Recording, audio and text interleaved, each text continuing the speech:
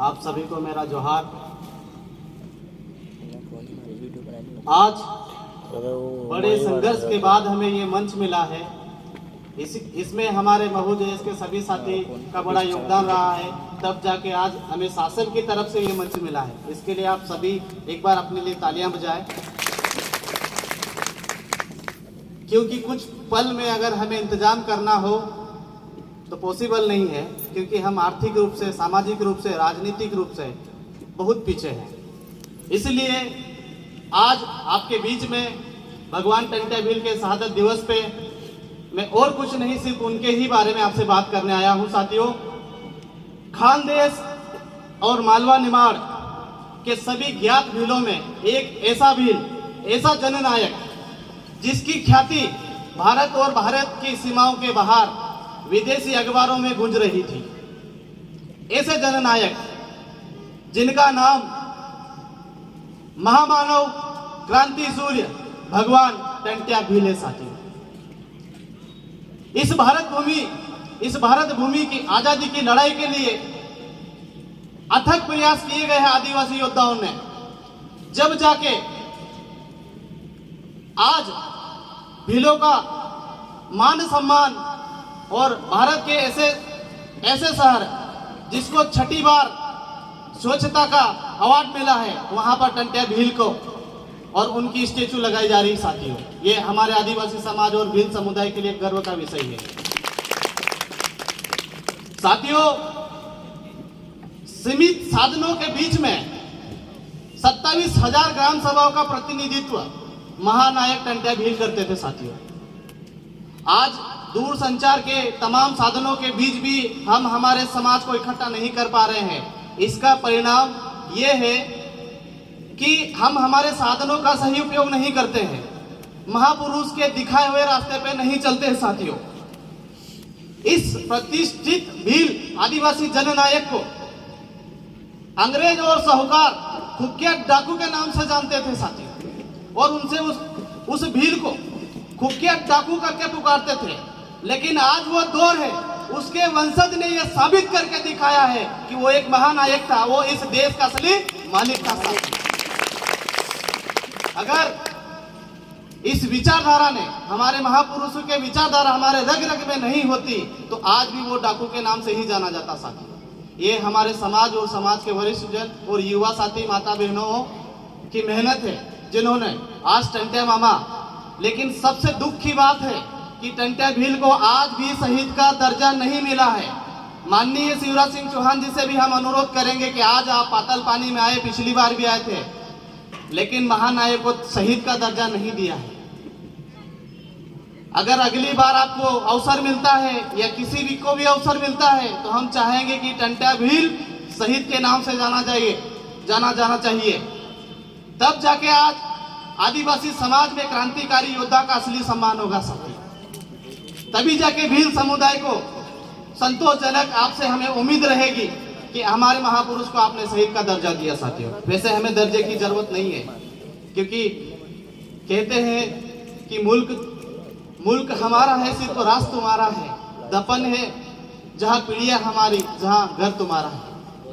साथियों, ये छोटी सी बात नहीं है, ये हमारे समाज का लहू बहा है। उस लहू के ऊपर इनके घर बने हुए हैं।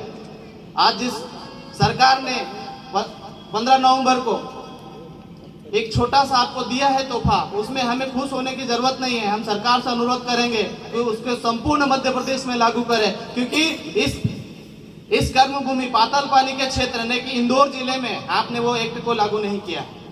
तो इसलिए हम आपसे चाहते हैं, इस मंच के माध्यम से चाहते हैं कि पैसा एक्ट संपूर्ण मध्य प्रदेश और संपूर्ण भारत के आदिवासी क्षेत्रों में लागू होना चाहिए। साथियों, मैं आगे और आपको लेके जाना चाहूंगा कि क्योंकि टंट्या भील के साथ में और भी साथी थे, उनका मान सम्मान सरकार ने नहीं किया है। आज मंदिर की जो स्थिति है, वहां पे काली और दुर्गा को बिठाया गया है, लेकिन वास्तविकता यह है सुभाष चंद्र बोस की जो पुस्तक है, सुभाष चंद्र कुशवाहा जी की जो पुस्तक है, उन्होंने इस पाताल पानी में जो टंट्या मामा का जो मंदिर है उसको मंदिर कहा है, और उस मंदिर के साथ में जो टंट्या भील के आगे और 2 मूर्तियां पीछे लगी हुई है, उसमें उन्होंने उल्लेख किया है कि सबसे पहले रेंगा कोरकू है और घोड़े पे सवार टंट्या भील है, उसके बाद में बिजनिया भील है और दोलिया भील है साथियों। लेकिन रेलवे ने आज तक इस बात को किसी को नहीं बताया साथियों। तो हम चाहते हैं कि इस मंच के माध्यम से यहाँ के एडिशनल एसपी और माननीय एसडीएम साहब से कि उनके चित्रों के साथ में जो रेलवे ने खिलवाड़ की गई है उसको जल्द से जल्द सुधार किया जाए, नहीं तो उसके लिए हम आंदोलन करने के लिए मजबूर रहेंगे। आपको मैं डेट वाइज बताता हूँ। मई 1880 में दोलिया भील को फांसी दी गई। तो जिस व्यक्ति को 1857 की क्रांति और उस दौर में चलने वाले आंदोलन के लिए अगर फांसी दी गई है तो उसे भी शहीद का दर्जा मिलना चाहिए साथियों। ये हमारे आदिवासी भील नायकों का कहीं ना कहीं सरकार ने उनको दबा के रखा, या तो मनुवादी चालों ने उनको दबा के रखा। उसी के दूसरे साथी बिजनिया भील को 28 फरवरी 1881 में फांसी दी गई जबलपुर सेंट्रल जेल में। लेकिन सबसे दुखद भरी बात यह है कि हिम्मत सिंह पटेल को फांसी की सजा उनकी डेट हो गई थी और उसकी सजा बिजनिया भील को दी गई। बिजनिया भील को दौलत सिंह पटेल के केस में बिजनिया भील को फांसी दी गई साथियों। अब मुझे सबसे एक दुर्भाग्य की बात ये बताना चाहूंगा कि जब टंट्या भील को फांसी दी गई, जब ये उन पे इल्जाम साबित नहीं कर पाए, 19 अक्टूबर 1889 को टंट्या भील को जज लैंडिस नील ने उन्हें फांसी की सजा सुनाई और ये कहा कि टंट्या भील पे अंग भंग और चोरी के कई मामले हैं, इससे उन्हें आजीवन कारावास की सजा सुनाई जाती है, लेकिन फांसी का नहीं कहा। उसी के बाद में इन्होंने कहा, उसी रात को 19 की रात को टंट्या भील को फांसी का ऑर्डर दे दिया। क्यों? क्योंकि इन्होंने उसी रात में बिजनिया भील को जो फांसी की जो सजा हुई थी उसका रेफरेंस देके ये कहा कि टंट्या भील भी उस साजिश में शामिल थे, इसलिए इनको भी फांसी की सजा मिलेगी। और उन्होंने फांसी की घोषणा कर दी और 4 दिसंबर को टंट्या भील को फांसी पे लटका दिया गया। अब सवाल मेरा यह है, हमारे साथी भी बहुत सारे वकील हैं, कि जिस व्यक्ति को जिसकी हत्या के केस में बिजनिया भील को 3 दिन तक नीम के पेड़ से इन्होंने लटकाया, उसी फांसी के सजा में टंट्या भील को भी फांसी दी गई। इसलिए क्योंकि वो इस समाज के असली वारिस थे, इस देश के असली मालिक थे साथियों। ये हमारे साथ में, हमारे समाज के योद्धा के साथ में उन्होंने सबसे बड़ी चोट करी। वो चाहते नहीं थे कि आदिवासी समाज का योद्धा, वो क्रांतिकारी उभर कर रहे और उनका वंशज आगे भी क्रांतिकारी लड़ाई लड़े। इसलिए 1857 की क्रांति में आज तक टंट्या भील का नाम नहीं लिया गया। ये दोगले शासन की कूटनीति की वजह से हमारे समाज को सही सम्मान नहीं मिल रहा है साथियों। मैं बताना चाहूंगा कि एक ऐसा किस्सा कि जहां पर हमारे टंट्या भील ने सिर्फ आदिवासियों की मदद नहीं करी, गैर आदिवासियों की मदद करी। और गैर आदिवासी में भी किसकी? सुवर्ण समाज के ब्राह्मण व्यक्ति की उन्होंने मदद करी है। मैं बताना चाहूंगा तारीख वाइज 18 जुलाई 1883 में जब हरदा से टंट्या भील अपने साथियों के साथ में आगे के लिए प्रस्थान कर रहे थे, वहां पर उन्होंने सुभाष चंद्र कुशवाहा जी ने उसका नाम का उल्लेख नहीं किया, लेकिन ये कहा कि ब्राह्मण सिपाही। तो मैं भी वही बात कर रहा हूँ। उन्होंने ये कहा कि जब उस ब्राह्मण सिपाही की बेटी की शादी थी, उनको कुछ पैसे की आवश्यकता थी, तो जब टंट्या मामा का समूह अपने साथियों के साथ में हरदा के लिए रवाना हो रहे थे, तो वहां पर उन्होंने उनसे उनकी मुलाकात हुई। लेकिन उन्होंने ये कहा कि कोई आप में से अगर टंट्या भील को जानता हो तो मेरा एक संदेश पहुंचा देना। वो संदेश ये था कि मेरी बेटी की शादी है और सुना है कि टंट्या भील हर गरीब लड़की की मदद करते हैं, उनकी शादी के लिए कुछ सहायता भेजते हैं। तो उन्होंने कहा कि आपको कितने पैसे की आवश्यकता है? तो उन्होंने 500 रुपये मांगे थे। उस समय 500 रुपये 5 लाख के बराबर होते थे। तो टंट्या भील ने कहा कि इनको 1100 रुपये की मदद करिए। तो उस समय 1100 रुपये उन्होंने उनको मदद करी। तो इससे साबित होता है कि टंट्या भील कितने उदारपूर्वक और हर समाज के लिए, हर दबे कुचले की आवाज थे। लेकिन क्या गैर आदिवासी और जो अन्य समाज के लोग हैं, क्या उतना सम्मान आज टंट्या भील को दे रहे? नहीं दे रहे साथियों। ये हमारे योद्धा की सबसे बड़ी उदार की नीति हमारे बीच में है कि उन्होंने गैर आदिवासी ब्राह्मण को भी मदद करी और उनकी बेटी की शादी के लिए 1100 रुपये का इनाम दिया साथियों। साथियों में आपको मूल मालिक जैसे हम बताते हैं कि टंट्या भील बहुत बड़ा चीज़ है और उसके बारे में सिडनी, न्यूजीलैंड, ऑस्ट्रेलिया जैसे कई टाइम्स ऑफ इंडिया ऐसे कई बड़े बड़े अखबारों में भी ऐसे उनके दुस्साहस के किस्से हमको सुनने को मिलेंगे। लेकिन मैं आपको मूल मालिकियत के बारे में बताना चाहूँगा कि माननीय सुप्रीम कोर्ट ने 5 जनवरी 2011 में जो नंदाबाई भील के इसमें जजमेंट दिया था केरस बना महाराष्ट्र सरकार का, उसके पैरा 19 से लगाकर 39 तक आप उसको पढ़ेंगे तो उसमें आपको स्पष्ट रूप से लिखित में मिलेगा, तकरीबन 3 से 4 बार मिलेगा कि 8% इस देश के ओरिजिनल मालिक है। कितने? 8% आदिवासी इस देश के असली मालिक है। उसके बाद में 2017 में उसी जज ने मार्कंडेय काटजू जी ने कहा कि इस देश के असली मालिक आदिवासी भील है।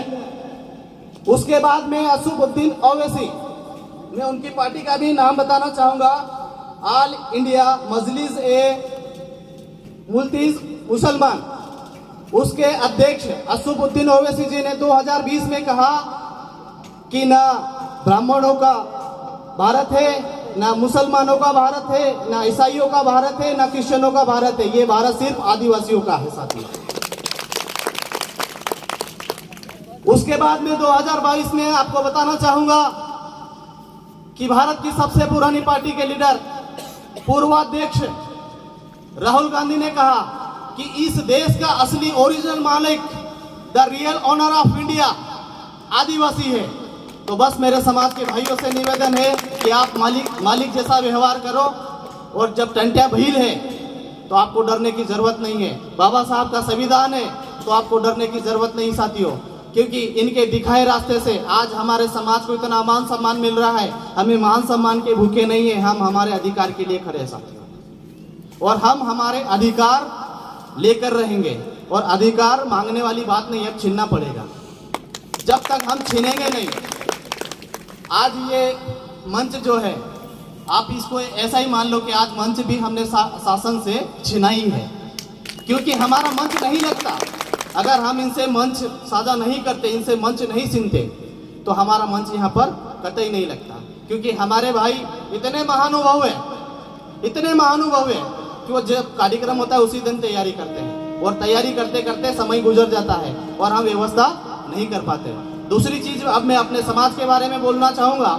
जैसे दादा भी JS के बारे में बोल रहे थे, तो दादा JS को आप अन्यथा ना ले, जय आदिवासी युवा शक्ति संगठन, ये हमारे युवाओं की विचारधारा है, ये कोई रजिस्टर्ड संगठन नहीं है, ये हमारे महापुरुषों की विचारधारा है, और उसी विचारधारा के अनुसार ये सब युवा काम करते हैं। हम सब काम करते हैं साथियों, इसको कोई अन्यथा ना ले। और जितने जो अभी हमारे प्रदीप भाई ने कहा था कि कुछ ऐसे लीडर्स हैं जो जनप्रतिनिधि बने हैं और JS को वो क्रिश्चियन से जोड़ के बोलते हैं, तो मैं उनको बताना चाहूंगा कि आपकी पोटली सिर्फ 5 साल की है, ये समाज परमानेंट है। आज जिस महापुरुष की शहादत दिवस पे आज आपको नाचने का अवसर मिला है, तो ये आपके समाज की देन है, आपके समाज से आप वहाँ गए हैं। तो उसी समाज को कोसना और गाली देना बंद कर ले। और इसी के साथ में मैं अपनी वाणी को विराम देता हूँ। आप सभी ने मुझे बहुत ध्यानपूर्वक सुना, इसलिए आप सभी को जोहार। जय आदिवासी।